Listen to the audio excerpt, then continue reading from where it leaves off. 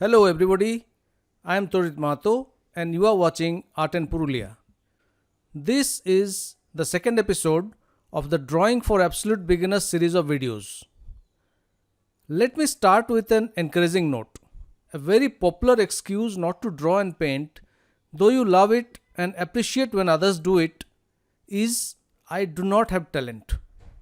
The good news I had mentioned in the first episode also is that it's not true. Yes, some people have a natural flair for it, maybe because he has been practicing since his childhood, but actually it's not any inborn talent. It's like any other skill, you just need to learn the skill and practice it rightly to master it. Sometimes, when you see people who are younger than you but are better at drawing than you quickly come to a conclusion that you are useless and you missed your chance. But you know what? It's not true again. All these talented artists draw exactly the same lines as you. The only difference is they know where to put the lines. It's about the way you look at things. Have you ever wondered why children draw a stick man when they want to draw a human? Because they see simplified shapes. Everything can be converted into simplified shapes for easier representation. The problem is sometimes you've got simplified shapes stuck in your mind the way you saw them when you were a child. A head is a circle, eyes are ovals, a cat's ears are triangles, and a human is made of 5 sticks. It's a good point of view, but only for the start. You need to see more. Look at a tree as if you saw it for the first time. It's not really made of two elements, is it? You will notice the irregular shape of leaf clusters, the way that branches bend, that a tree's trunk isn't really straight, and that actually a tree is made of many little trees. Now you will never draw a tree again with 2 sticks with just a green cloud on top. I gave some exercises to do in my first episode. How many of you did it? Could you draw any object of your choice? Which was the last exercise? If yes, congratulations. But if you got a feeling, I can't even draw a straight line freehand, there is nothing wrong in it. Probably you didn't practice it earlier. See, they are not supposed to be perfect. If you wanted a perfect straight line or a circle, you could have used a ruler or a compass, but that's what architects do. If you are an artist, your circle or line should represent what you want to portray. So, how do you motivate yourself to start learning to draw? Firstly, change your mindset from I can't draw because of something to I will learn to draw despite anything. Next, be honest to yourself and set realistic goals. Don't compare with others and don't expect miracles overnight. So, let's learn the basic steps. The basic steps of developing the drawing skills are: first, master your manual skills. That is, train your hands. And then, be imaginative with basic understanding of shapes and form. I had given some exercises in the first lesson exactly to do the same thing, to improve your manual skills. So, let me list out certain activities what you should do. Doodle something. Start loosely, simply draw something. You just want to gain more control over it. Let yourself have some fun and just draw. Don't draw anything specific and don't judge it. It's an excellent warm-up exercise. It relaxes your mind as well as hand. Just like any other sports, you need a warming up. Then you need to control the direction. Draw a bunch of dots or a starry sky, then play snake. Try to move smoothly and don't take sharp turns. If you want to make it more challenging, use more dots and first connect them diagonally.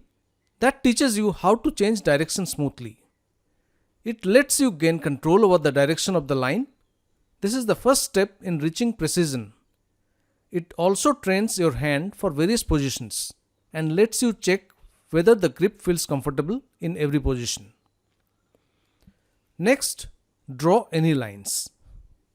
Straight lines can be very difficult for the untrained hand, so it's all the more important to practice them. Don't go for perfect straightness.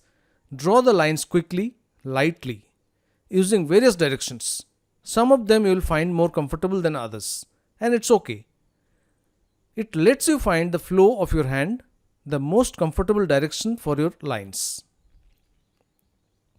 Next, draw ovals. I intentionally didn't say circles because circles are as scary as straight lines. Go for ovals and not even perfect ones. Draw them big and small, fast and slow, and don't worry about the perfection. The goal here is to keep turning and end where you started. It teaches you how to manage the grip during rotation. Next, practice hatching. Hatching is a technique used for shading, but it's also based on a very important movement of the hand. Draw a series of fast short lines all in the same direction and then cross them with another series. If you need some guidance over the paper, just touch the paper with the little finger for guidance. That's it. Don't put pressure on the finger. Don't keep your arm too stiff.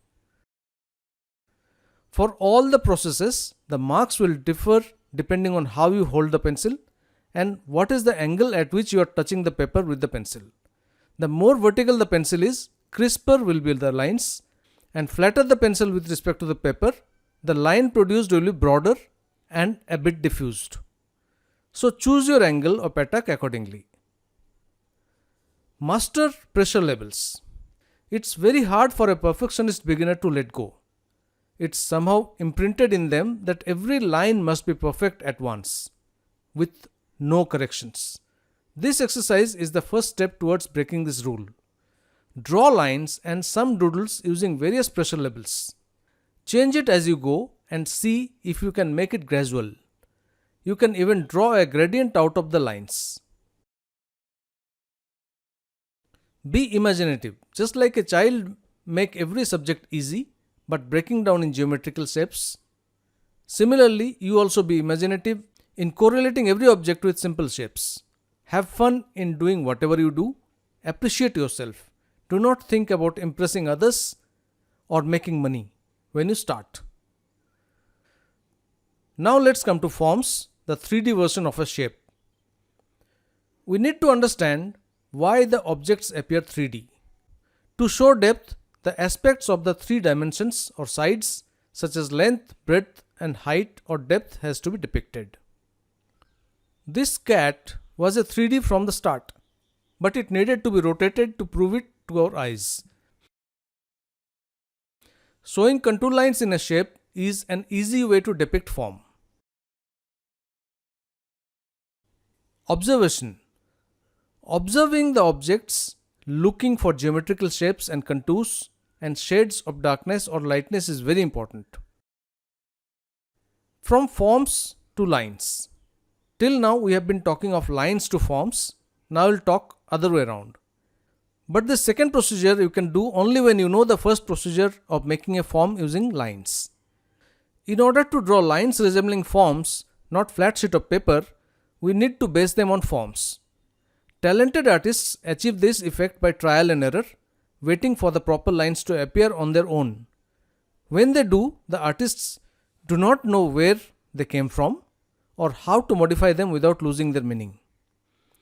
The real secret to drawing forms is not the lines you are drawing, but knowing where they came from, or rather, where they should come from.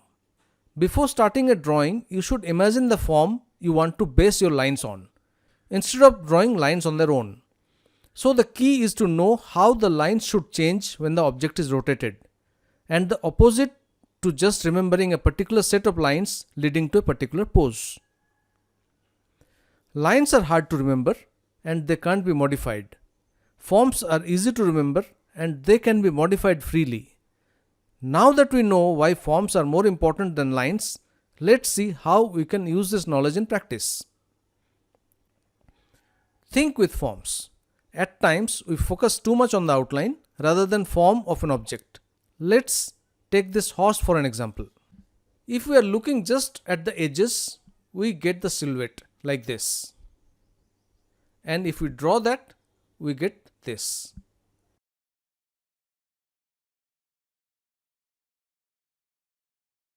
This may be a decent method as long as you stick to redrawing references, because it doesn't allow for predicting other poses. Look at these two examples. These are both horses, just in different poses. In reality, they are almost identical, but their lines have nothing in common. You can't derive the lines of one pose from the line of other. You need to change your thinking habits, which will not happen overnight. But don't let that stop you. What you should do is to observe objects around you and deconstruct them. Imagine every complicated object as made of simpler objects. Yes, even the horse. It may be very hard to rotate a horse in your mind, but what about simpler forms like balls, eggs, or barrels? Now let's come to the concept of sides. Most of us understand this concept intuitively, but when it comes to drawing, we tend to forget about it. There are 6 basic sides we can find in forms, even when they have very complex surfaces and smooth edges. Front, back, top, bottom, and the sides. You can call it side A or B or left or right. It applies to an irregular form of a rhinoceros also.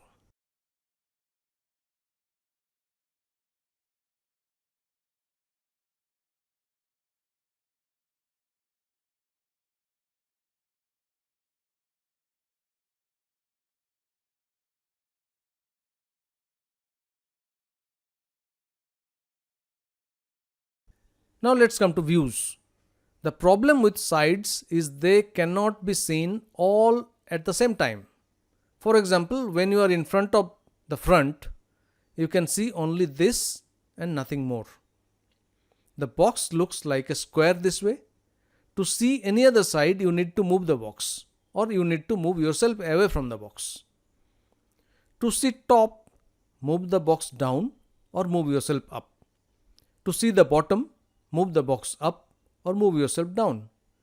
To see left side, move the box to the right or move yourself to the left. To see the right side, move the bottom to the left or move yourself to the right. To see 3 sides at the same time, combine the movements. You cannot see more than 3 sides at any time. Perpendicular lines. Only when 1 or 2 sides are visible can their edges create a right angle. That is, they are perpendicular to each other.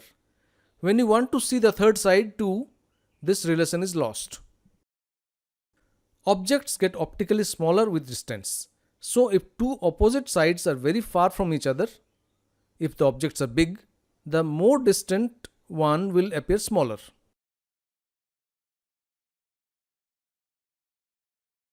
Now let's understand the concept of directing lines. Let's use a cylinder as an example. It's an elongated form with a circle as a base. In most of the views, it looks like a rectangle, but in top view and bottom view, it looks like a circle. This is important. For this, the horizontal line and angle of view is very important. I'll be discussing this in a bit detail while dealing with the perspective. An object looks completely different in a bird's eye view, or a plan view, natural view, or a worm's eye view, or a bottom view. For example, a cylinder will look circle from top, and the top of the cylinder will turn oval and slowly to a line as we lower the view slowly from top to the horizontal. A cylinder lying horizontal too will have different directing lines at different viewing angle. There is one problem with the 3-side view. A circle seen in it is not only shortened vertically and horizontally, but also kind of rotated. Instead of trying to understand how to rotate it, just remember this ellipse has 2 pairs of long curves and 2 rounder curves. Proportion is another important aspect to consider. These need to be analyzed and practiced. Take any object and try to analyze effects of the directing lines at different poses. When you feel ready, you can try more complicated objects, draw the lines on them, then try to redraw the same objects in different poses. From forms to lines in practice. You may feel quite confused now. First I tell you that we shouldn't start a drawing with lines, and then I give you a whole bunch of complicated rules which lead to more lines. Let me explain it. There are 2 ways of drawing. In one, you are seeing an object breaking into smaller geometrical shapes and drawing it with directing lines and contour lines. That is, you are drawing forms from lines. Now I tell you, you have a better alternative, from form to lines. For drawing from imagination, we always need to use the second method. Start with random lines and wait for our mind to recognize them. However, drawing with forms adds another phase to it. You don't start your picture with lines that will be a part of the end result. You are sketching the form and waiting for your mind to recognize it. Once the forms are established, you can safely add the detailing lines, knowing that they will look good no matter what. Let's see how it works. Step 1 is gesture drawing. Start by sketching the base idea. You don't need to use the directing lines yet, but take the rules of sides into consideration. Draw the gesture of the person or animal. The stick figure will not do. It has to be smooth and free flowing. Step 2. Take a moment to understand what kinds of forms your sketch suggests. How are they rotated? You can define the rotation with simple crosses of directing lines.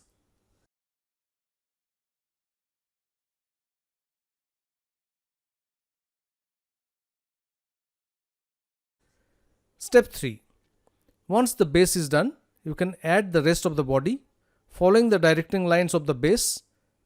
Of course, simply knowing the forms will not make the animal anatomy obvious.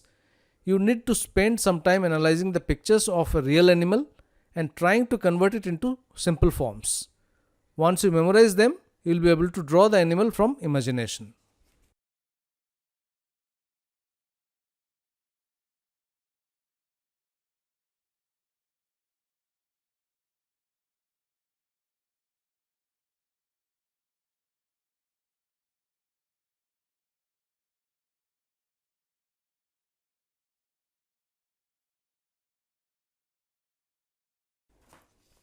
Step 4.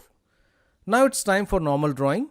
You can add all the details without wondering where they should go or how they are changed by rotation.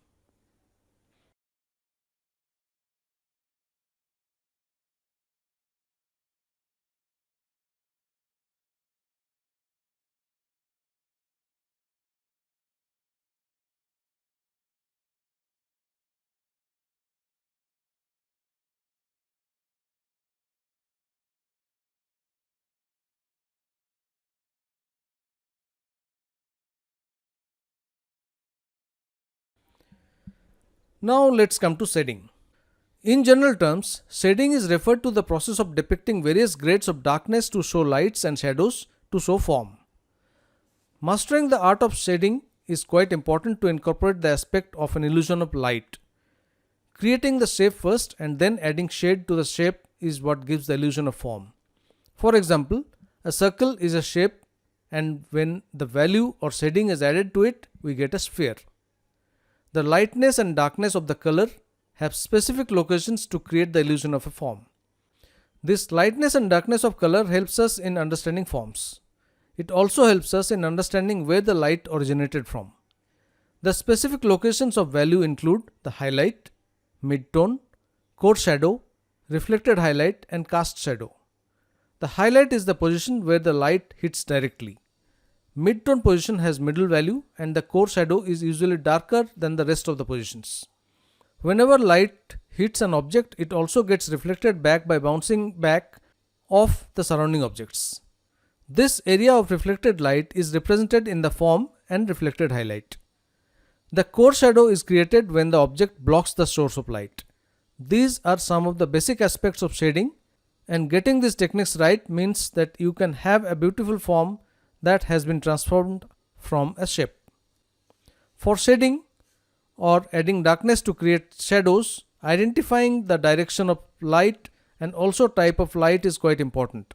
In a bright light, the shadows will be crisp, but in diffused light conditions, the shadows will be subtle. Some methods of shading are covering large surfaces with hatching, cross-hatching, stippling, circling, contouring, and such methods. Another method is blending or achieving soft edges with either one of the shading techniques or with a blending tool. Then achieving different levels of darkness with different tools, pencils of different hardness, ink liners or brushes.